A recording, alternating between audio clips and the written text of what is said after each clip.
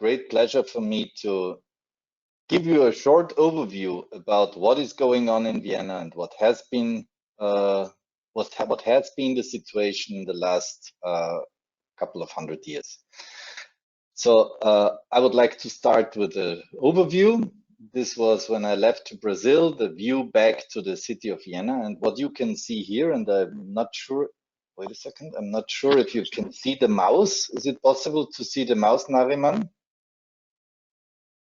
Yes, we can see the mouse, yeah. Okay, yes. So you see the last hills of the Alps. Here, there is the Danube River that is separating the Carpathian Mountains from the Alps, and here is the location of Vienna. You see a very dense and consolidated city center, some outskirts on the other side of the Danube River, and of course an urban sprawl, as we all know about. About these three small towers here, we will talk about later. So this is an overview of the city center itself, the very famous Ringstraße you can see here, and you can clearly see the development that has been done at the beginning of the 19th century on the field, the open field that has been the Glacis, the empty space in front of the fortification of the city. The origin of the city is Roman, and as you all know and you all heard about in history of architecture, the Roman camps of the soldiers had a very strict layout that has been the same all over the world, all over the Roman world. In this case, it's a bit damaged, and what you see here is that the Danube River is always a little bit attacking whomever is having the idea of settling along its shoreline. So this is also why this Roman camp was a little bit out of the usual rectangular form. The name-giving river, what we see here, is the Wienfluss. This is where the name comes from, and it's not Danube, it's Wien, the name city. And what you also can see here is the location of this famous boulevard, the Ringstraße, that I just showed before, with some of the remarkable constructions along this street. This is a quite clear, defined research about the Roman settlement and its location within the existing city fabric, and you still can see on many streets how this camp was positioned. In the following centuries, this is a picture of the 12th century, if I'm not wrong, the city started with its fortification. Of course, it became a little bit more important, and it really developed as a capital during the Austrian-Hungarian Empire. And what you can see here is this open empty space in front of the fortification to be able to attack your enemies when they start looking after the fortification. So let's go back to the city center and let's make a short walk through it so you have an idea how it looks like in Vienna for those who haven't the chance to come here. Some of us not because of because of the pandemic, some of us because it's so far. But anyway, this is our cathedral, or the cathedral of the city of Vienna.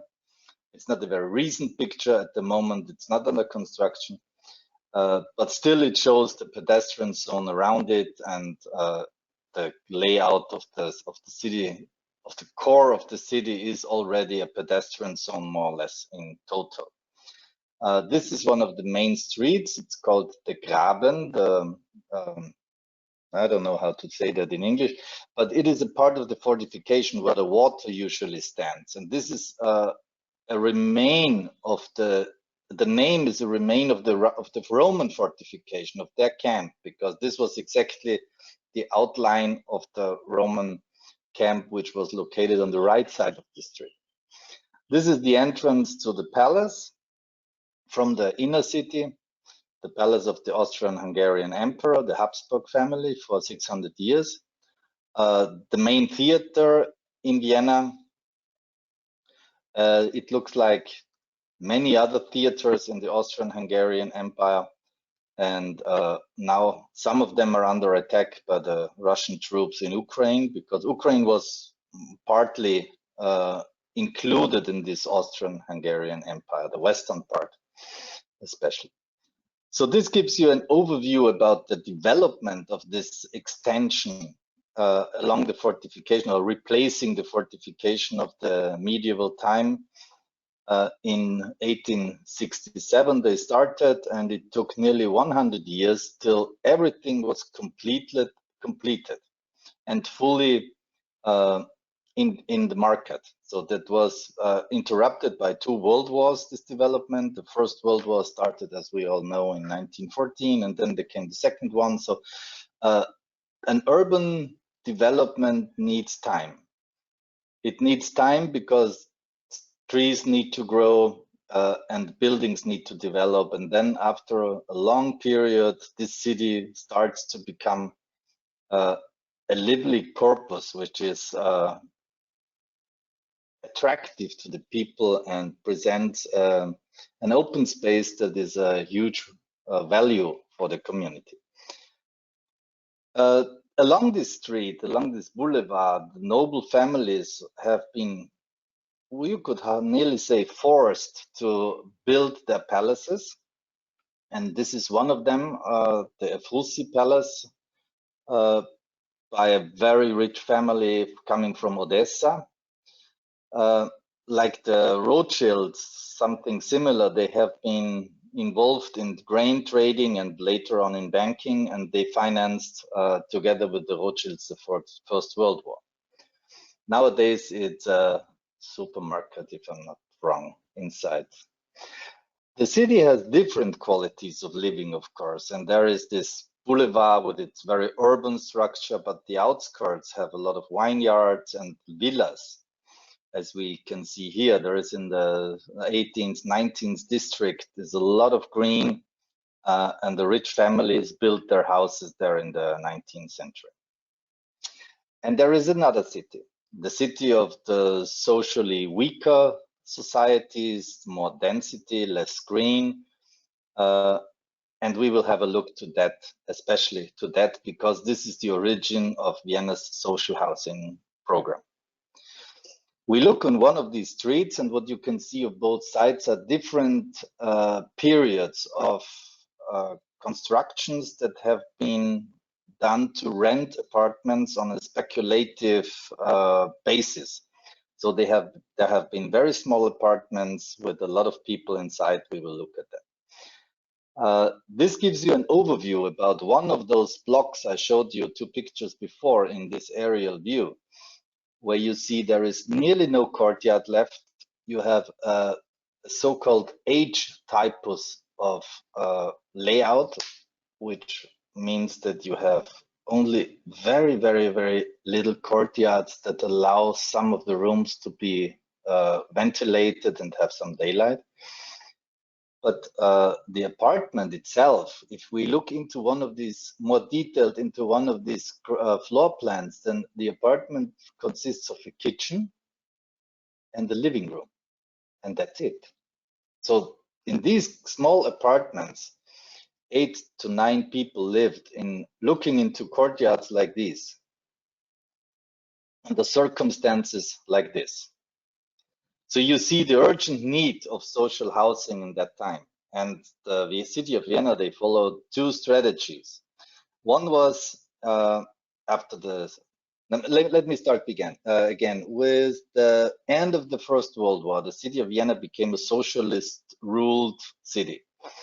And the housing crisis in that time was not only caused by poor families living in this let's say, result of industrialization and under precarious living conditions, but also was a result of the refugees that came from the collapsing empire, the Austrian-Hungarian Empire, into the capital, looking for work, looking for income, looking for a life, especially because the new national countries like Ukraine, Poland, Czech Republic, Hungary, they were not so happy about these Austrians that still remained there. So many of them came to the old capital of the empire.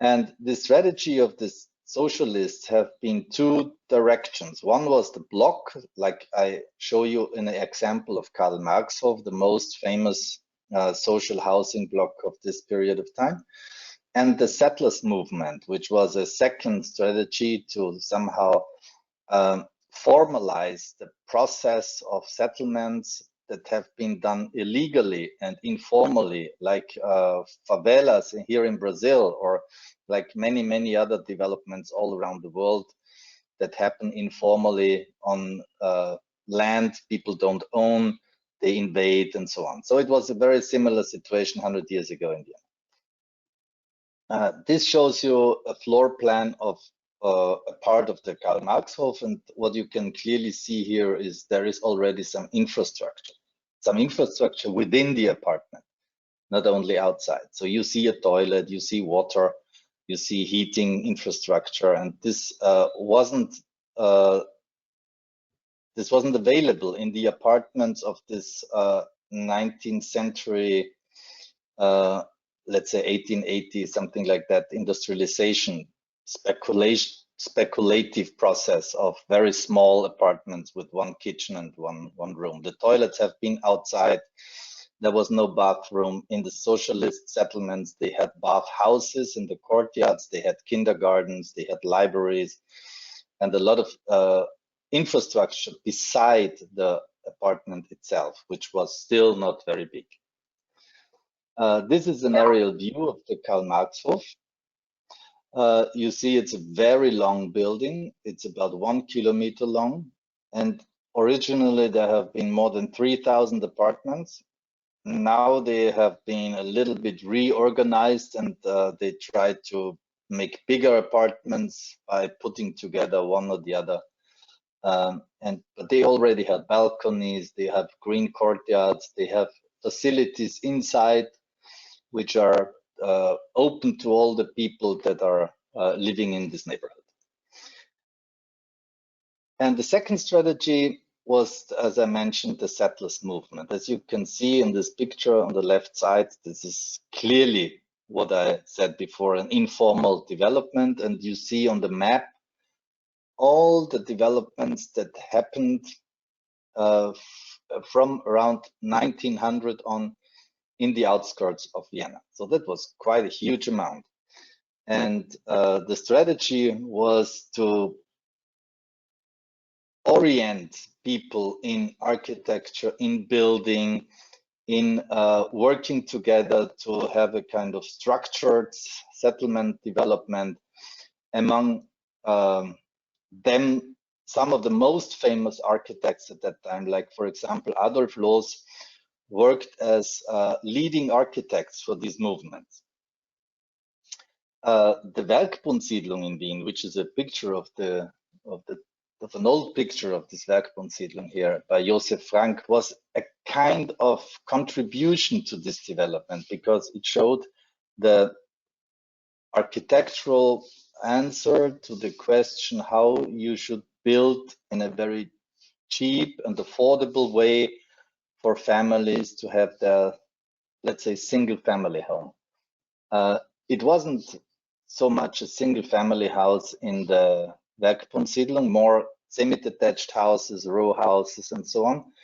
But there's a wide range of architects involved in this exhibition, which was a contribution to that settlers movement. And as you see, there are many famous names involved, like André Lucrat, Adolf Loos, Holzmeister, who did later on Ankara, the whole city of the capital of Turkey, and many others. Schütte-Lihotzky, she recently died as a very old lady, and she was very famous in developing this Frankfurt kitchen. So an impressive cooperation, similar to what happened at that time in Stuttgart. This was the opening. As I said, it was an exhibition. It was meant to be an example that could be used further on by the settlers.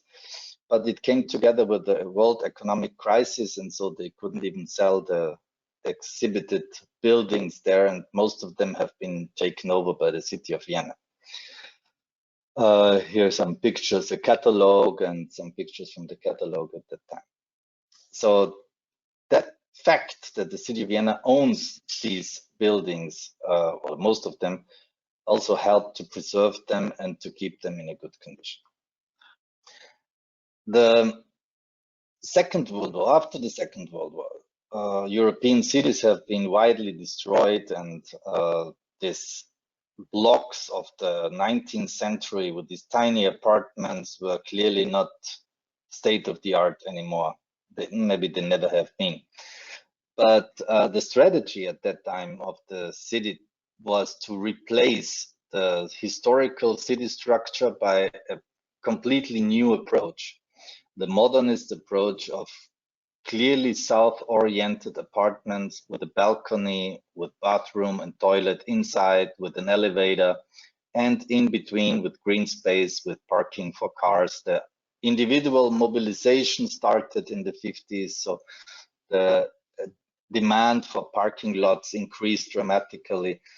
So this kind of widening of the street, reorienting the buildings and so on, was the starting point of urban development that lasted until, let's say, the late 80s.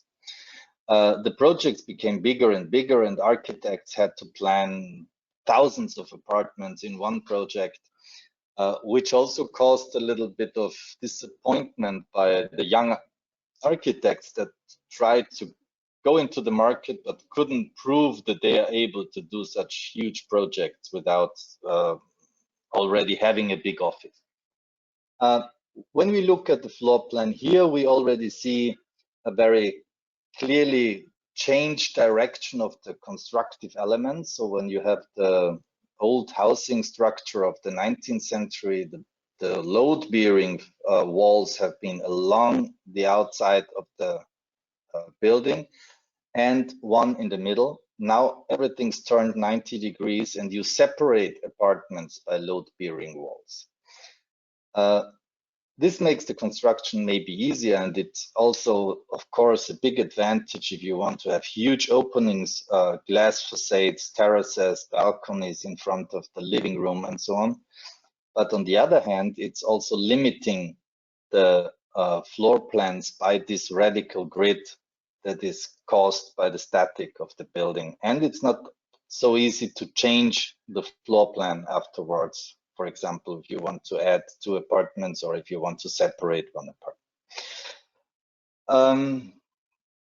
One of the last and one of the biggest projects of this period was the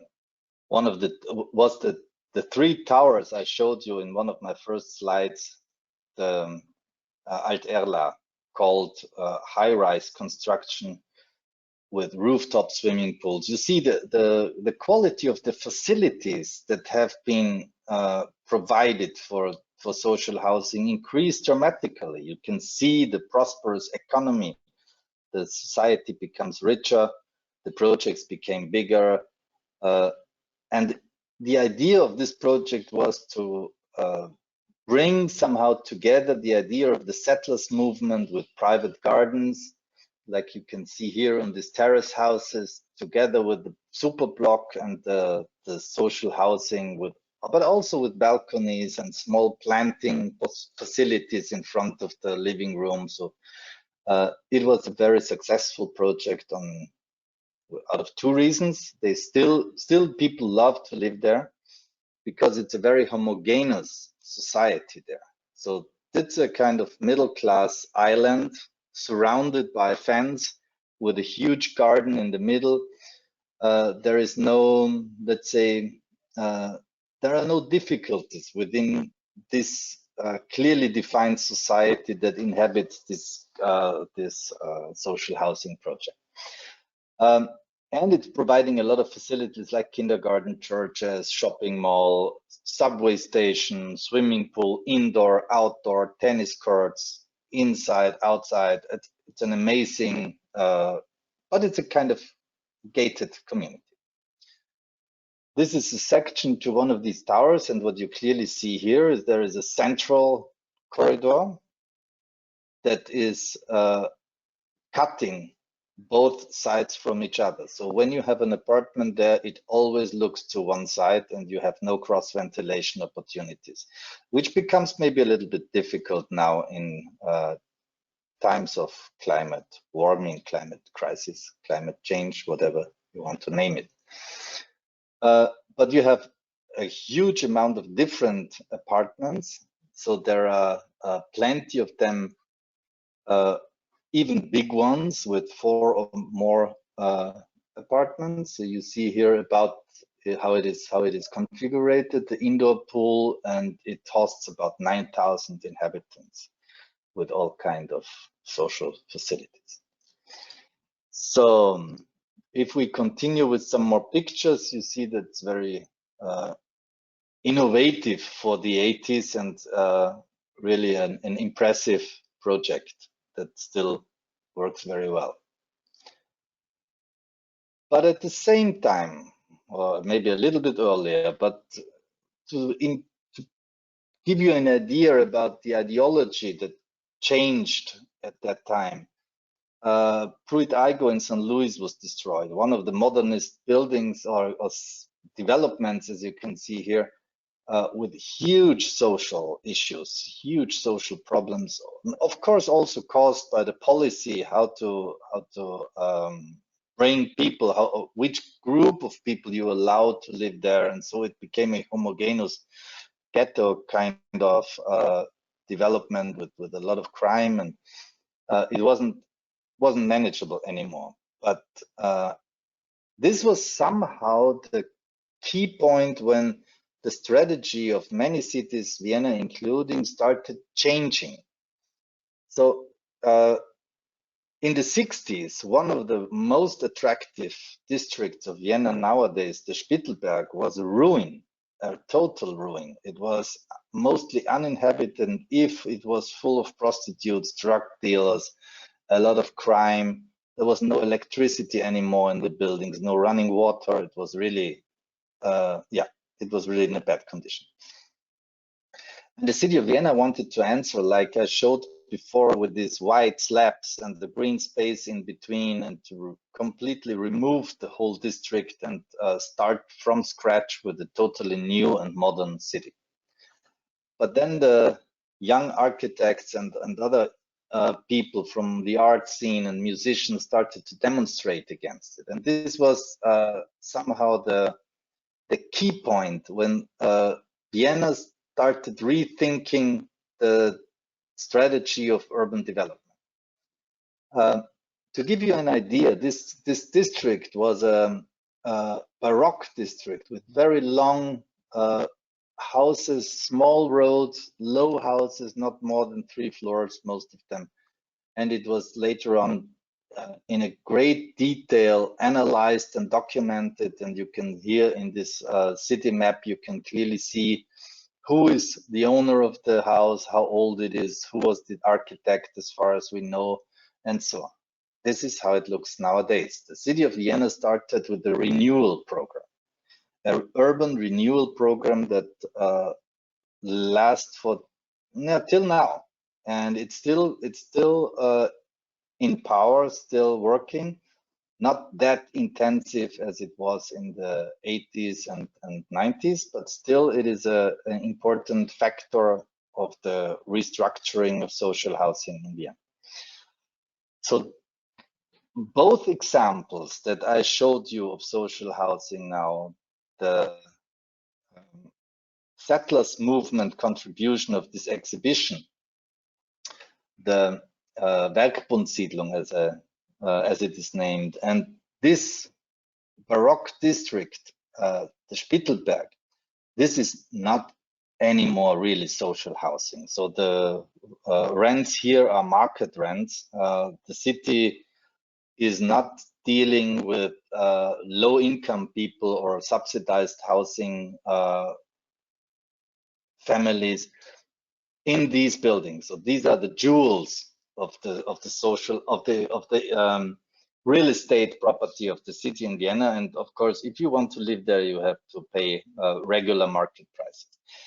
But nevertheless, the city of Vienna is hosting about 220,000 people in council housing, in housing that is owned by the city of Vienna. And this means that approximately up to 60% of all Viennese households. And this renewal program I told you was starting at Spittelberg in the 80s or 70s. This is no, even earlier in the 70s, yes. This is a strategy where you put in charge architects and for a district that help the owners of the buildings to develop, to renovate, to increase the value of their property, but also, and this is the second important role they have, to by funding the people living there and the projects by the owners to allow the people living in these old buildings to remain on their place. So this is a very important second approach, which is avoiding segregation. When you usually increase the value of real estate in a certain district, you kick out the poor people. But this didn't happen in Vienna because of fundings that the city gave to both the owners of the building for their construction, which included a limit in the height of the rent they could ask for, and secondly, a subsidized for the housing expenses that people had if they had a very low income. So as you can read these informations by yourself, I don't have to do that for you. So I go further on for the city map that shows the areas where these renewal programs took place. And you see what is red here is in dramatic need of renewal in the city of Vienna around 1980. And this is how it looks 1990. So within 10 years, you still have an amount of need of renewal, but in 10 years, the city did a huge step forward in the quality of this historical configurations and these courtyards, this density problems, this limited size of apartment, and so on.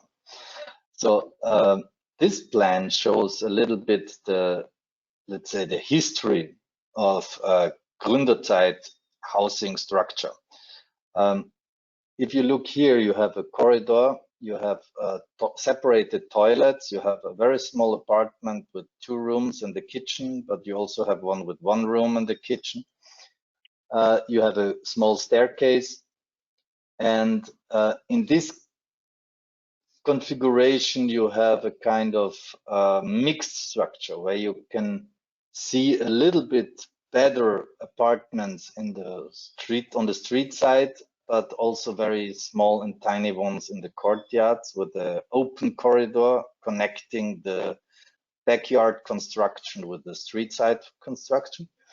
And this is an example for a quite noble apartment, which allows you to have a toilet inside, the bathroom inside, the kitchen inside, and still facing the street with a well-designed and bigger apartment.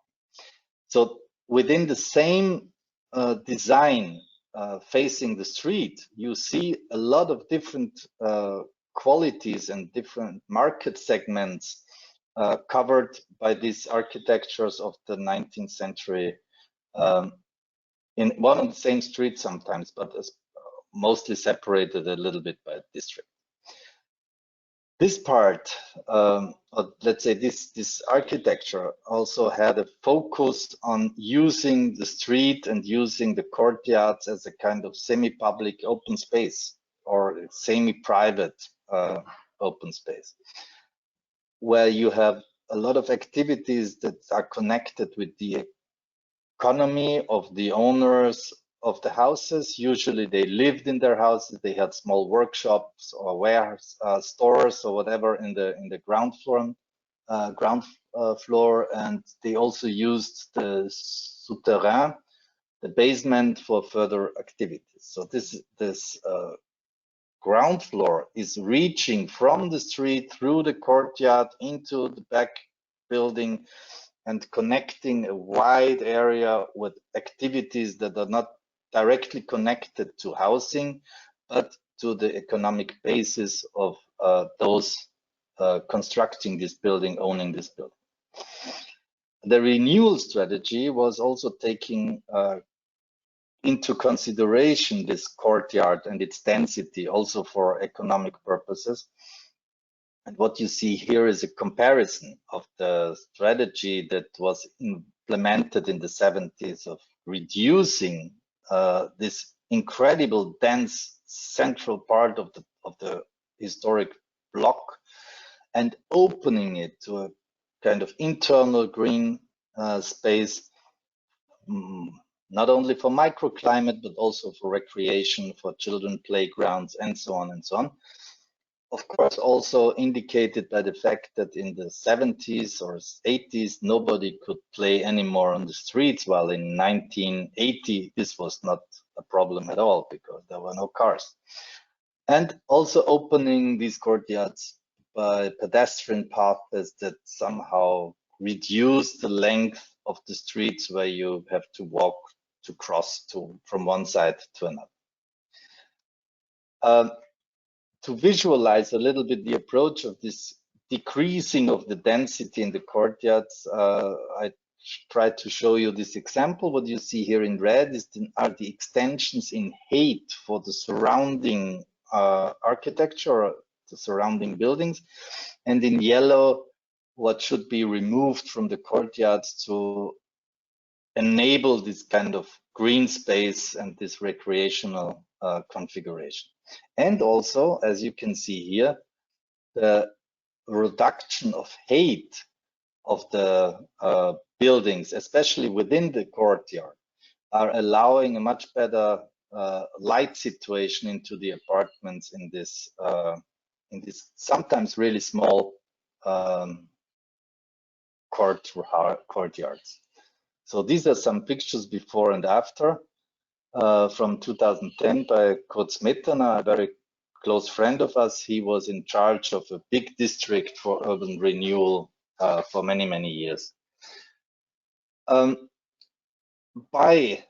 implementing this kind of policy into the city development, also changed the approach for new constructions. So when I showed you this huge 3 towers where we spoke about with the pool on the roof, so this was somehow the last example of this huge project where one architect was in charge for thousands of apartments. From 90s on, the development of social and subsidized housing was totally different.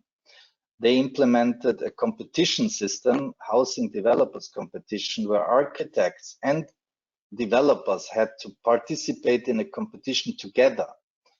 And they have been checked not only in the quality of the architecture, but also in the costs of the construction and in the social and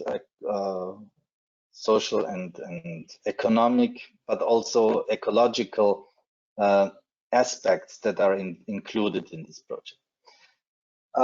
I collected a couple of numbers so you have an idea how the housing situation in Vienna changed over the years. And what you can see here is not a huge change, but what we can somehow see is that the amount of square meters is a little bit shrinking, especially when it comes to square meters per person. The square meters in total, they are extending. So that means that we have a kind of scissor opening between the market for the very wealthy people and the market for the subsidized housing. this is these data are not related only to social housing. Besides the change in the policy from this destroying of the old city structures and replacing it by new slabs of concrete, to the renewal of the existing city, and these competitions of the constructors and architects together, we had a second topic, or a third topic in social housing in Vienna that's called the theme housing. So related to a specific idea, a specific need, a specific situation, architects and developers had to take into consideration specific requirements. For example, we had these old gas tanks, or its decoration, not the tank itself, that had to be brought to a new use. The gasometer in Vienna, a quite famous project, you might know it already.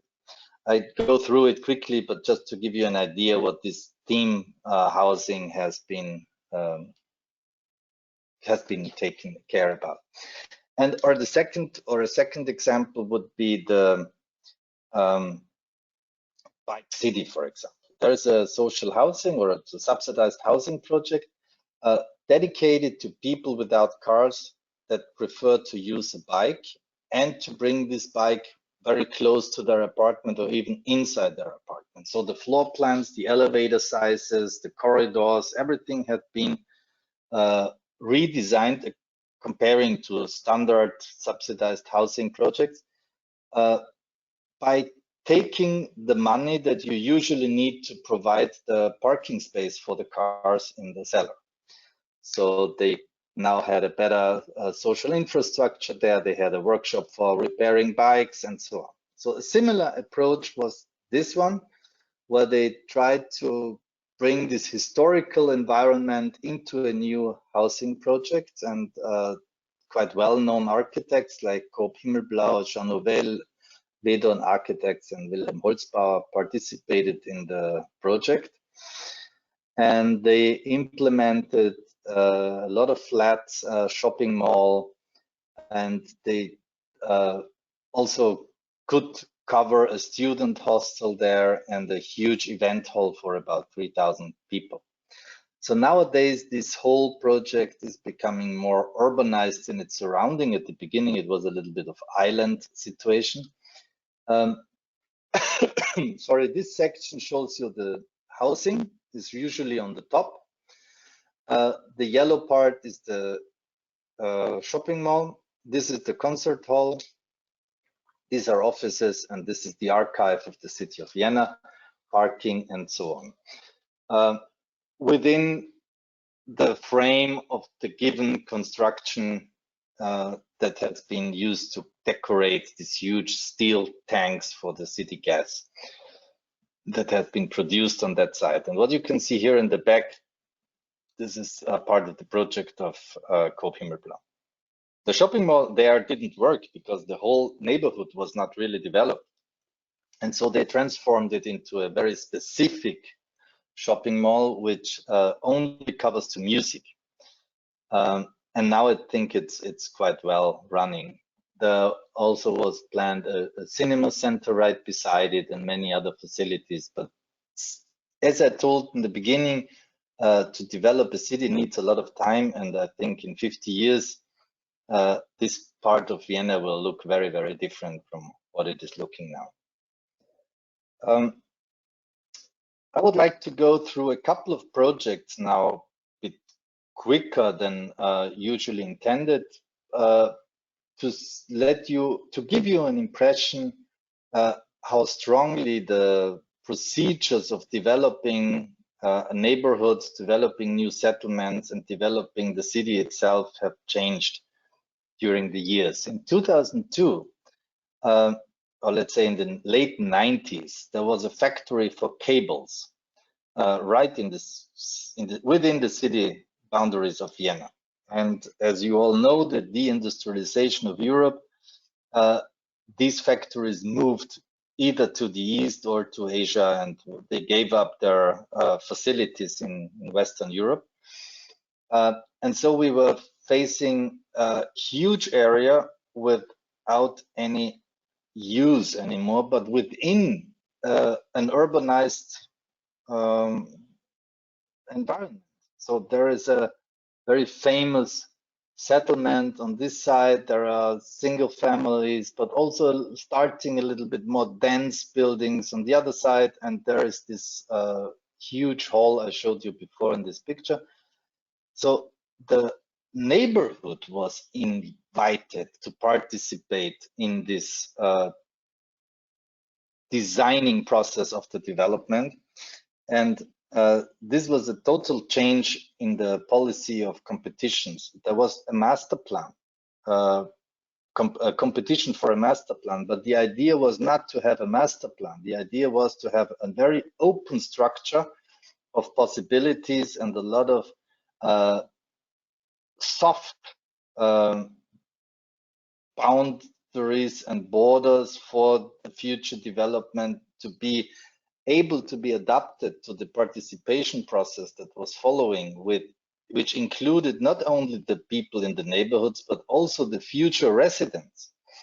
So they did a lot of workshops. They did a monitoring group, a working group, and the monitoring group to work together with the architects in a cooperative process, and including in a participatory process the residents and the neighbors into the development of this neighborhood, which was, I mean, we can discuss the architecture, but what's really unique at that time was the process of how to develop the plan and how to develop the situation. It looks exactly like it looked at that time. Even my bathroom looks like that. We also did it in the 90s. But the floor plans are quite nice, and there are always terraces and balconies. And yeah, I think that as a whole, the project was a success. And what is the most important, we learned a lot about how to develop or how to manage the dialogues between the developers, the architects, the residents, the neighbors, and to allow a development in a very smooth way without conflicts.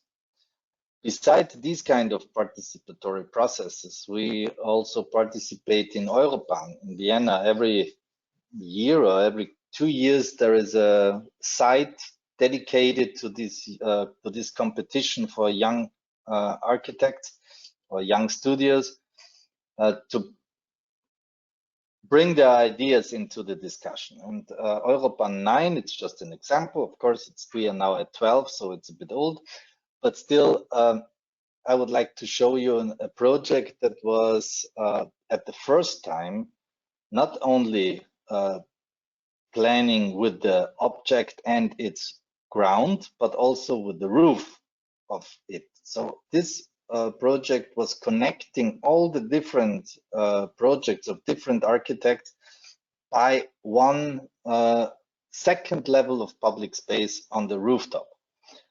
And not all architects did it in this, or let's say, focused on that in the same way, but still you have an accessibility to all buildings, not only from the ground floor, but also from the rooftop. And you can use that for walking, for running, for open air cinemas, and so on and so on. Also here, I would like to show you some floor plans, just that you have an idea how Vienna's floor plans in subsidized housing in general look. You have this corridor, you have the staircase, of course, and then you have small apartments for, this is an apartment for a handicapped person. You see the wheelchair here with a special configured bathroom and kitchen. You see the bathroom is quite huge. Of course, for handicapped people, you need extra space in the bathroom. And you have also attachable apartments where you can put one apartment together with another one, for example, a family living beside the grandparents or whatever.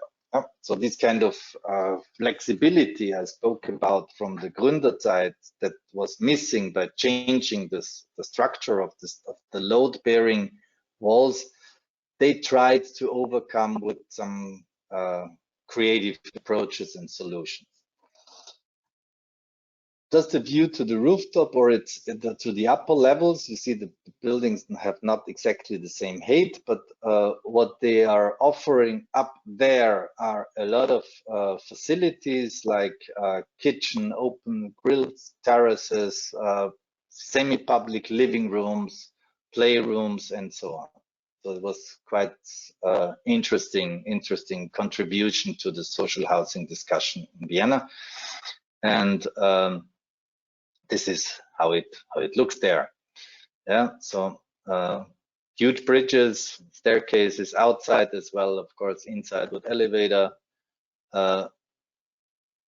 Not yet huge trees, but that will change in time. And this rooftop terraces with a lot of facilities. What you also can see here is that by this topic of introducing the third dimension into the project, they also did that within the apartments. So you have parts of the apartments that have a double height, and this is how it looks at the moment. When you come to Vienna, you just Google for Oasis 22, Oase 22 in Vienna, and you can easily go there by bus. A more recent project, which is still under construction, is a contribution of Studio Fly Strelowitz.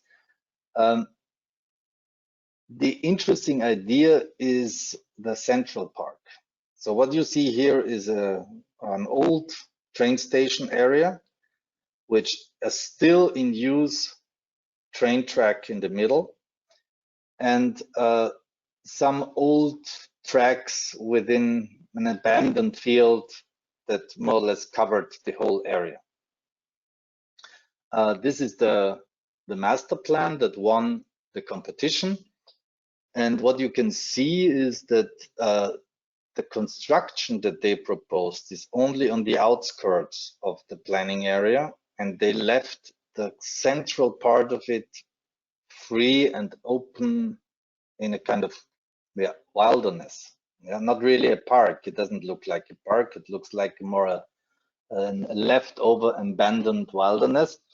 And this was exactly the idea. When you compare a regular layout of the city, then you have a certain height, you have the blocks, you have a lot of streets, and you have a lot of facades facing the streets as we are used to in consolidated cities of the 19th century all over Europe. The proposal of Studio Fly was not to do that, but to bring the constructions along the existing infrastructure, meaning streets and tubes and whatever you need to develop a site, and to leave the central part as it is. A comparison of the public, of the need of public infrastructure and the green space that is positioned one to each other, comparing the existing or the usual layout of the city and the green space that is left by the proposal they made. Or in another comparison, the streets that you need for a regular, usual development, and they just proposed to make one new street within this whole area because they followed the existing ones with their developments. What you also can see is that they changed a lot the heights, and especially on some points, they really implemented high-rise buildings, which is at that time wasn't that usual in Vienna for housing, especially for subsidized housing. But of course, they tried to keep the dimensions of the existing streets around the development. This map somehow shows the accessibility within this new kind of wall around the public space in the middle. It's called Freie Mitte, open center. And you see there is a lot of there are a lot of possibilities to enter into this public space, but of course not by car. This is the only connection with motorized traffic. And this is how the facade, or how the ground floor should be defined. So what you see here as a thick line is where the shop should be placed, where the dialogue between the open space and the ground floor of a certain development should be more intensive than on others. And yeah, this is how it looks like at the moment, but we are working on it. And when you come to Vienna, you might already see some more constructions that Google can show on the satellite picture. Another one, a bit older, this project, I wanted to show you because I'm somehow emotionally involved in this project. When I started introducing myself, I told you that I was already during my studies participating in an urban study, an urban project, and it was this. On exactly the same spot where Trovat Architects later won this competition for Seestadt Aspern. This was our contribution, and we couldn't continue. Thanks God, we couldn't continue, because otherwise I would never have finished my studies. We couldn't continue because of the public transport situation. So there was not, they couldn't find an agreement with the railroad company, which is here in the north, to provide proper frequency on these tracks for a development of that dimension.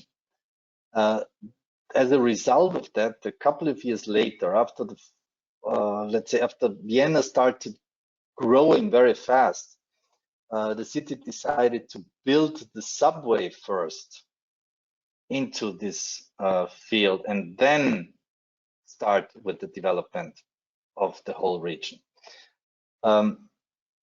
This is still in process. This is the, let's say, overall master plan from 2005. Of course, master plans are changing, and but in general, they at least follow the main rules or main goals. And what you see here is a contribution by Jan Gehl Architects. They have been focusing on the public space, on the different qualities of certain public spaces, the yellow, the green, and the yellow and the red. They show somehow different specific qualities in the public spaces, like the connecting ring, which is also a car accessible street kind of public space, and walkabilities and open spaces, more urban than others that are more green and more recreational. So you all know Jan Gehl and his approach to urban public spaces, and this is his contribution. An aerial view of the project, of course, it will be interesting to see the result at the very end from the same angle. I can't provide that. But what I can provide is a picture of the lake there and the subway station, which are two very important infrastructures that gave this Seestadt not only its name, but also its importance and acceptability for the development, for the housing development. What you see here in front, we also tried to use different materials for development in many projects. You see wooden constructions. You see a lot of green space in between the housing project, and also urban structures, which of course you see a construction site. Yeah, forgive me, but that's not a very recent picture. Nowadays, this looks a little bit more attractive. But what you clearly see is a hard urban structure, and beside that, you see a more white, a more soft green and recreational open space as well. This is the aerial view of the recent phase of development that is visible in Google Earth. Already under construction is this whole part here. So I think in about 10 years we will see a final project there. Social housing, I was involved in the urban design, not in this beautiful facade. Another project by König Lahr, which is an office very intensively involved in social housing, is, sorry, this is not what I want to show, is this master plan layout along a rail track, which is very noisy because it's mostly used by cargo trains. So the idea was to build a long, huge barrier against this noisy infrastructure and open up a sequence of different courtyards on the more protected side of the whole development. What we can see here is approach, sorry, was a bit too fast because I lost my mouse. What you can see is a part that was done by the winner of the urban master plan, which is usually the way how these kind of competitions work. And there are two other projects done by other architects within the frame of the given master plan as a result of the competition. So König Lahr, they started or they continued with this part of the project. There's a kindergarten here, and this is housing. And here we see the kindergarten in the ground floor of a part of the housing project. You see sun protected balconies, quite deep balconies, nearly loggias. Ground floor living as well. Infrastructure, social infrastructure in the ground floor, like for example, this washing facility with a playground for small kids. There are also workshops for repairing bicycles or doing some homework stuff. The corridors are, in this case, along the rail track, separating the apartments from this noisy infrastructure by a buffer room. The white wall you see here is the internal wall of the wooden boxes you saw outside. These are the views through the ground through the corridors, and you also see that you can put bicycles up to the third floor. Elevators, staircases, everything with a lot of natural light, so you never feel somehow in a dangerous or fear-creating atmosphere. The apartments with the terraces on the roof, open kitchens, and so on. So again, we can have a look to the floor plans and the sections. Here are the floor plans in a bigger scale. I think that's more important or easier visible for you. These are the wooden boxes we spoke about. They are storage facilities. And then you have a corridor which is a little bit distant from the kitchen, so you don't have a very direct visual connectivity to this corridor. Dining room, living room, balcony, sleeping room, bathroom, toilet as usual. But just to give you an idea how social housing or subsidized housing apartments look like. Why do they look like that? Because they are given by the rules of the city that certain rooms have to have a certain size. So by this framework, you are not able to do a lot of variations if you want to build in an efficient way. So this is how it looks now, and you can somehow quite clearly see which is which architect's part. So this is one architect, this is one office, and this is the other one. Thank you for your attention, and I hope you enjoyed this short trip through Vienna. I hope I could give you some ideas how the principles working Vienna is following in looking for answers for the housing question. Still, we are facing, as all over Europe, the problem of increasing rental prices, increasing construction costs, increasing apartment prices, increasing house prices. Yeah, this is of course influenced by limited resources, by growth of population, by migration within the countries as well from outside, but mostly within the countries, which are leading to a more, let's say, attractive and more denser urban area and a less attractive and less inhabited rural area. So these kind of factors, of course, are always with us in the game, and we are still working on finding answers and solutions. So this will be a never-ending process. Thank you very much.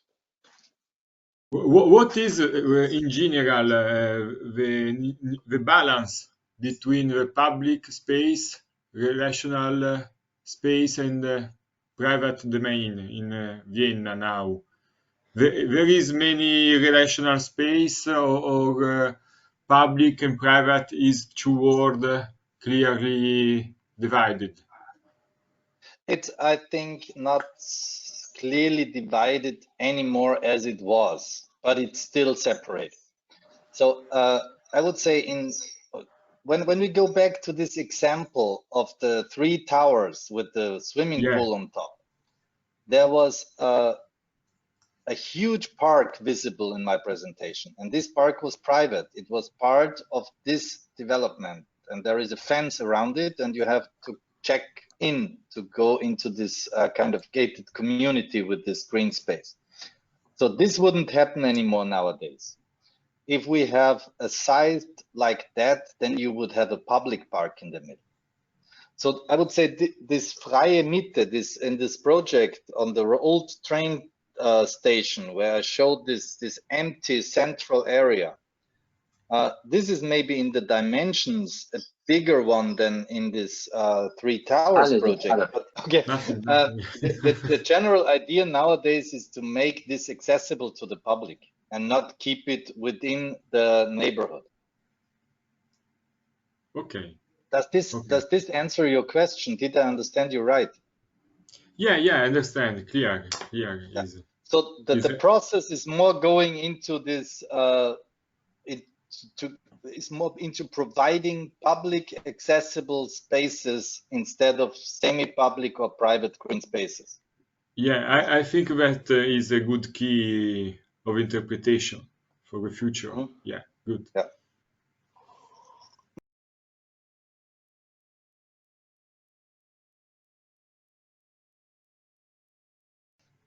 This is a recent discussion that followed the superblock in Barcelona. So there are ideas to somehow bring this concept also to Vienna and lock certain parts of the city for motorized, especially motorized individual transportations, and make a kind of pedestrian zone in certain parts of these grid blocks that we know from the Gründerzeit, from this 19th century urban development. In general, what do I think about it? Yes, I think that this is worth a try, let's say like that. Yeah, we will see how it affects the neighboring parts of the city which are not benefiting from this luxury upgrading by a pedestrian zone. But in general, I would say our problem is not so much the cars that are moving. What is really ruining our cities are the cars that are not moving. And as long as we allow everybody to park his private property on public ground for weeks if he doesn't need it, then we will not be able to solve the problem of a lack of space on public ground for the uses that we need to provide for a modern resilient and climate adapted city. So I think that we have to go to this holy cow and bring it to a solution that we already, for example, have in Japan. In Japan, it's not allowed to park a car on public ground. If you don't have a garage or a place to park, then you just don't have a car.